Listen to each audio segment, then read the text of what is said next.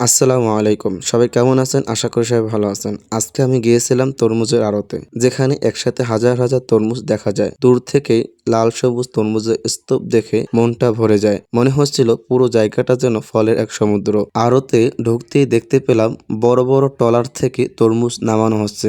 শ্রমিক ভাইরা খুব দ্রুত কাজ করছেন। কেউ নামাচ্ছেন, কেউ সাজাচ্ছেন, আবার কেউ পাইকারদের কাছে বিক্রি করছেন। পুরো পরিবেশটা খুব ব্যস্ত আর প্রাণবন্ত। এখানে দেশের বিভিন্ন জায়গা থেকে তরমুজ আসে। বিশেষ করে নদীর চর এলাকার তরমুজ খুবই জনপ্রিয়। ব্যবসায়ীরা এখানে পাইকারি দামে তরমুজ কিনে নিয়ে যান এবং পরে বাজারে বিক্রি করেন। এই যে দেখছেন, শ্রমিক ভাইরা মাথায় করে তরমুজ ট্রাকের ভিতরে তুলে নিচ্ছেন। এখান থেকেই পাইকাররা বাজার দর ঠিক করে তরমুজ কিনে নিয়ে যায় দেশের বিভিন্ন শহরে। প্রতিদিন এভাবেই চলছে তরমুজের এই ব্যস্ত আড়তের কার্যক্রম। তরমুজের আড়তে এসে বুঝলাম একটা ফল আমাদের হাতে পৌঁছানোর পেছনে কত পরিশ্রম থাকে। কৃষক থেকে শুরু করে শ্রমিক, সবার অবদানেই আমরা এই মিষ্টি ফলটা খেতে পারি। আমি এখন আপনাদের নিয়ে উঠবো ট্রলারে।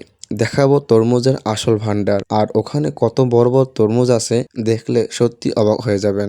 এখন এসে পড়ছি তরমুজের একেবারে কাছে। চারদিকে বিশাল বিশাল তরমুজ, দেখলেই বোঝা যায় কতটা ফ্রেশ। আমি তরমুজের ট্রলারে উঠে দেখি, মাশাআল্লাহ, পুরোটা যেন তরমুজের ভান্ডার।